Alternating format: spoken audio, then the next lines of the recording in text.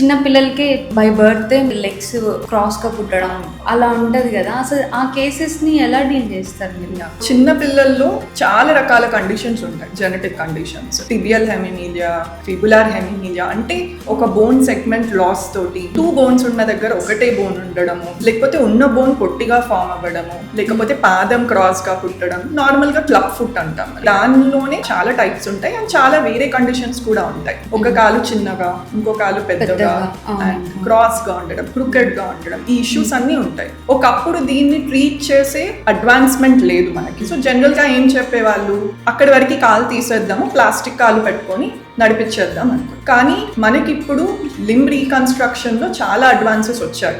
ఆ కాళ్ళు ఏవైతే ఉన్నాయో అవన్నీ రీకన్స్ట్రక్టబుల్. ఆంపిటేషనే ప్రతిదానికి ఆప్షన్ కాదు, అదే కాదు ట్రీట్మెంట్. రీకన్స్ట్రక్ట్ చేయొచ్చు అండ్ వాళ్ళందరికీ న్యూ లైఫ్ ఇవ్వగలిగే బ్రాంచ్ ఇది.